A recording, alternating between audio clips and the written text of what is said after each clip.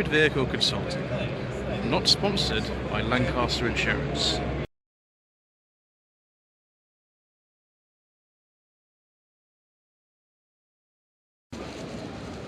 Good afternoon.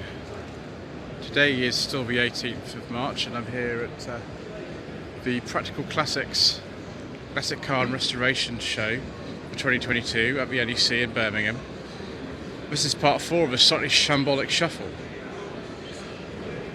I often get things wrong in these. I often almost fall over. I sometimes get interrupted by announcements and things like that.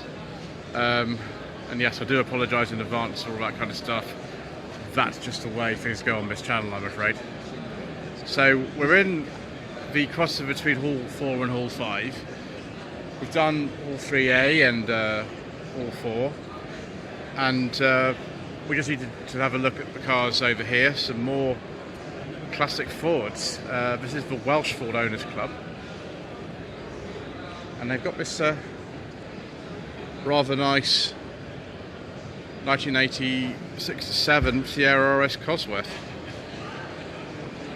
I think those wheels are off perhaps something else, but the engine I think usually would have been red on these, a block of it, but that's very, very nice. They're like all these cars you're going to see on this stand. They're all worth much more than my modest means would allow. 1989 to 90 Sierra RS Cosworth four-door. Again, it's got those rather natty wheels on it.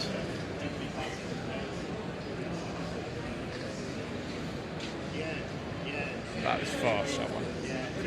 One of two Mark II Mexicos that are here. 778 plate, this one.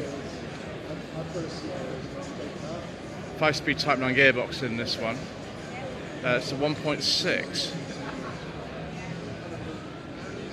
But why does it say 2 litre? It says 1600 on there. I'm confused, viewers. Answers in the comment section below. It says 1.6 on there. Mark 1 Escort 1300 XL, although this has been heavily modified because the XL wouldn't have had arches like this. It's an RS 2000 replica with a Duratec engine from... Who would that be out of this Duratec? It's from a Focus ST170. There we go.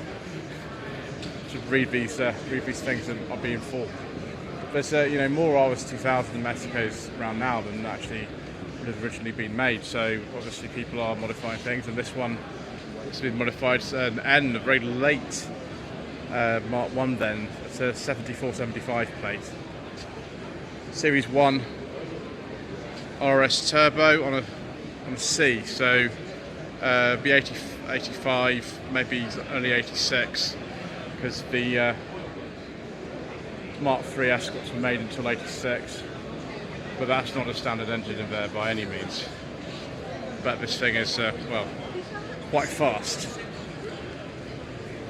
I know that this Escort Cosworth from 1992 is fast. It's one with the big turbo on it, so yes, rather quick, shall we say. I'm not sure the front bumper is actually standard. It looks a bit too low. Those wheels, I think, were the original ones that came with the cars. This would be it's a pre-airbag one. So underneath, the car is actually based on a Ford Sierra rather than a Mark 5 Escort. That's why it's able to be rear-wheel drive. Well, most of them, I think, were four-wheel drive. I can't remember if there was a two-wheel drive option on these, but original wing configuration as well. Another Escort Mexico Mark II. I really like this colour. It's just Daytona yellow on this. I am confused about these sorts of things. Yeah, Pinto engine. T, so the late one, the made until 78, so it'll be 78 only. This has been changed for a 2 litre Pinto. It actually looks a lot more yellow on camera than it does in real life. It looks more orange in real life. Right, that's 2 halls done. We're doing well today, viewers.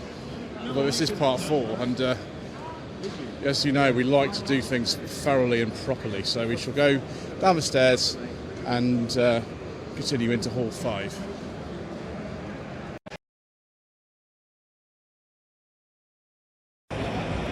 Okay viewers, we're actually now on my other camera. This camera is actually better in a way. The audio is better and so is the picture quality very slightly better. So this is a 1997 2.8 Mitsubishi 3000 GT. It's quite a late one because it's not got a couple of headlamps, and this is on a stand which is advertising car lifting equipment. That's quite useful if you can obviously have one of those, but they are a bit expensive. Auto paints in Brighton, all sorts of colourful things. One thing I am going to be doing is probably avoiding a lot of the sort of trade stands here, because you know, a lot of you know what trade stands are and things, and I'm sort of more interested whilst I'm here in the cars that are here. Much as trade stands are wonderful and useful, and it's good to support them and everything, but I'm far more interested in seeing some cars like this. I get very confused whether this is a W114 or 115, but Maguire's, the stand they have at the November show, they always have really nice things. It's got a very interesting thing on there. It's just about the gear lever. And this has obviously been waxed rather nicely. There we go. 172 plate. Ooh. Is that a Maestro van? Oh, it is, viewers, from the Black Country Classic Car Club. Austin Rover logo wheels, although this wasn't actually sold as an Austin at this time. It's on an H, so it's a 1991 plate. So that grille is, well, I think from an earlier car actually. The headlamps are recessed on the van models, and they have the sort of low spec bumpers. It's quite a contrast with this Capri here. 72 to 73 plate. 1600. It's like an XL or something like that. It's very nice, whatever it is. I do like that. Yeah, it's most agreeable. Now we've got lots of MG stands. I've been having a chat with Sergeant Langstaff on the young members section of the MG Car Club. We might go and have a look at his MG3 in a bit. First of all, we're at the MGB register. Have a look at this rubber bumper model here. Some very wide stripes on it. 1977 MGB GT Silver Jubilee Edition.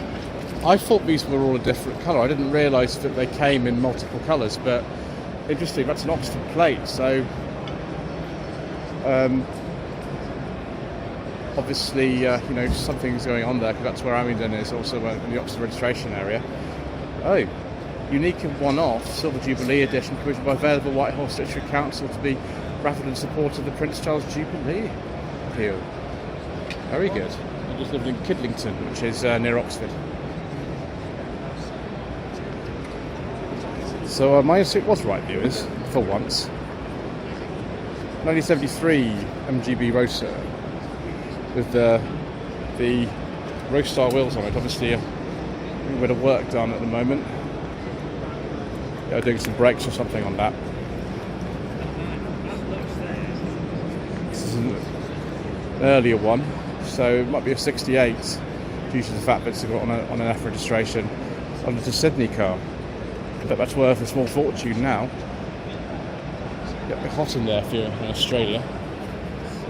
Ooh, well, I'll have to come back to that stag in a minute, viewers. So let's do things methodically before you know, we get too excited, which has happened an awful lot so far with this show. MGTF. So originally it was P53 OJK. There are only 90 TFs in this colour. Responsible monogram. So it's an 03 or an 04. No, it's not live, I'm afraid. Is it a phone call? Hello? No, hello.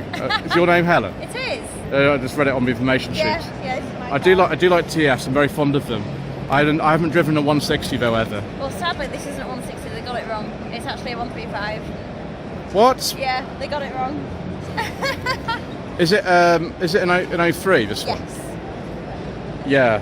And that's the original number plate on there. Yeah, I saw that. But it says 2002 on there. It's all very confusing. Where? Where does it say that? It said that. Was it something said? Maybe I got myself. No, it's 2003. Oh, you're quite right. Yes, early 2003. It's very nice. Thank you very much. I've never seen one before in this colour. Yeah, it's a rare colour. There's only 90 ever made in this colour. Yeah. Sunspot monogram, sunspot yellow. I've driven a 115 that belongs to Kieran over there. Oh yeah. I've driven his one, and I've also driven a 135. Yeah. It was a blue one owned by a friend of his. Nice. But I do like them. I drove a very, very, very terrible MGF that cost £400, and all the hydrogen gas was collapsed last year. Oh no! Did it bottom out all the time? Well, It's the worst ride ever. The silver one, that's mine as well. Oh, you got another one, have you? I've got 2 of these, one of those, a midget, and I got other things as well. Yeah, I've driven a midget. I actually managed to get in it amazingly. Oh, brilliant! It's a Mark III. Is it? I can't remember what colour it was. A blue colour, I think. Nice. So so when I first got that one, that suspension was on the floor, and I was like, yeah. This car, it keeps banging. It's like the hydrogen suspension is pumping up. When I saw it now, Yeah. it was brilliant.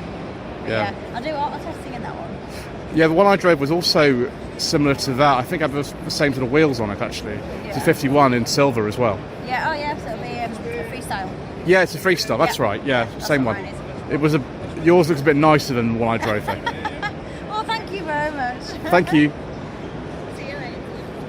Right, here we go. MG ZS 180. I've also driven one of these, viewers. Drove it on Two Jacket Reviews in 2020. Again, it was a bit like this. It was a facelift ZS 180. The one I drove was a 2005. This is a 2004. And this is what the interiors of them look like.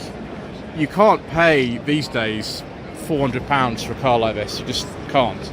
Obviously, this one needs a bit of work. It's quite common actually for the bumpers to detach like this on the facelifted ones. So yeah, it's late 2004. MG3, this one is a style. These wheels, those wheels would have been painted.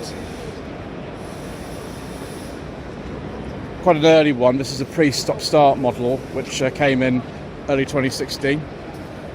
And here is Sergeant Langstaff as well with his MG3, who's an animated conversation. This car's actually done quite high mileage. It's done like 90,000 miles. Ours, when we had it, and only under 60,000 when we sold it in 2020. So he really looks after his car. I haven't been able to have a go in this one yet, but that's the original colour on this style model. And these wheels are far less curved than the ones we had. 2 other MGBs on this stand. This one's had a Maestro MX-5 engine put in it. It's quite a common conversion, I think, and also I think you can drop the gearbox of an MX-5 engine as well. Oh, this is very nice. This is MGC, isn't it? It's an MGC, viewers. We've got a bonnet bulge going on. Yes, we have. It is an MGC. So it's quite an early one. 67, 68 plate. We only made them for 2 years. I really like this sort of primrose colour. It's very nice. Captain Reed doesn't seem to be around. I'm supposed to be filming this car at some stage. I've been after it for like at least 6 months, and every time I try to get near it to film it, something happens. Last time weather was really bad, so we didn't get to go, but obviously here it is. So hopefully at some point on the channel I'll be having a go in this. It's a 72, this one, and it's rather nice. I think his channel's called Life on Cars, if you wish to take a look at that. I'll have a word with him later. He's probably gone for some lunch or something. This is the car that actually appeared on Top Gear in 2015. It was bought by Jet Hammond, and the smallest cog is a racing team that he's just set up. I'm not sure what engine is going to be in it originally, but yes, there it is. Top Gear appearance in 2015. It's originally a sort of blue colour. Ooh. More Triumphs. I do like Triumphs, viewers. I'm very, very fond of Triumphs.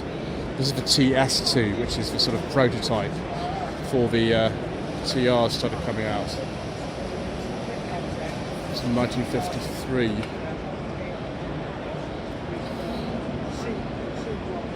Is that a red leather interior? Ooh, TR7, quite a late one as well. It's an 8081 plate on this one. It's one that's been hiding in a garage for some time. Did I? Hang on a second, please. This is, I don't think this is the 4-cylinder one, is it? It says TR7, but that's not 4-cylinder, so... Or is it?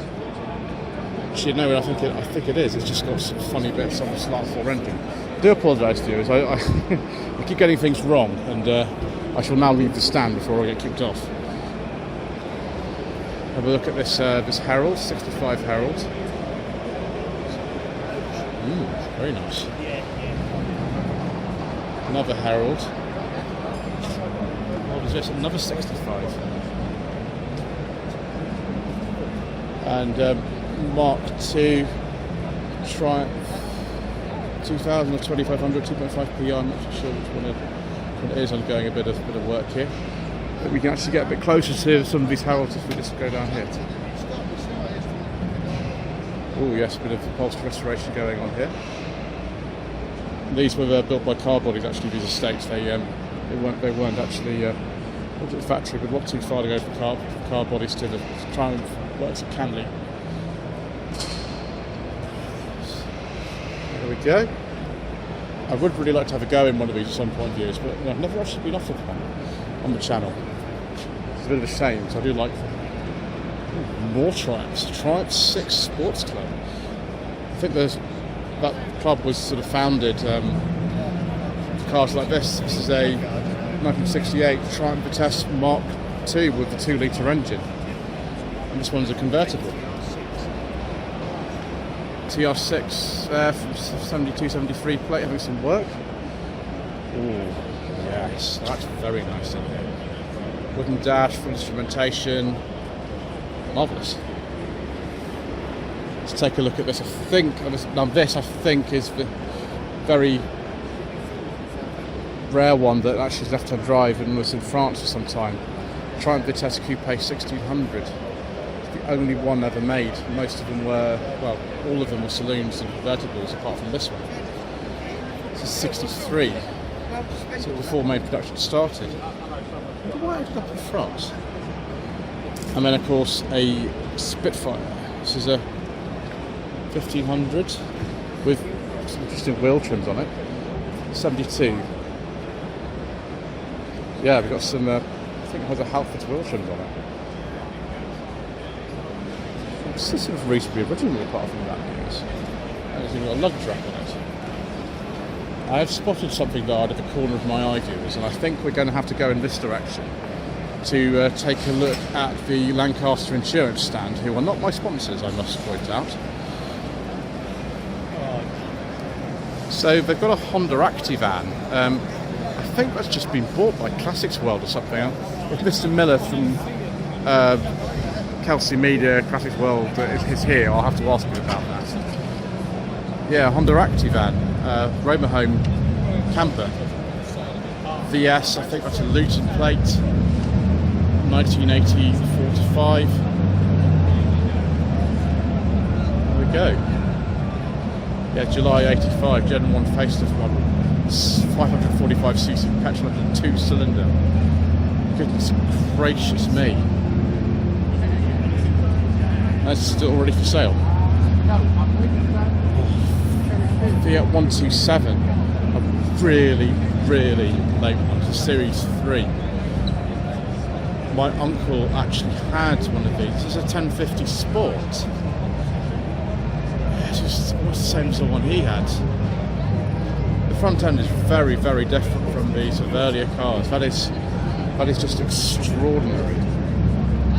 It's so rare, these cars. Obviously, this final type, this Series 3, was only made for a year, so yeah, different front and rear lights, and but like a Strada with cladding on it. Then Jaguar XJ40 police car. Not too much to fall over somewhere. 1993 when the Tracker was launched.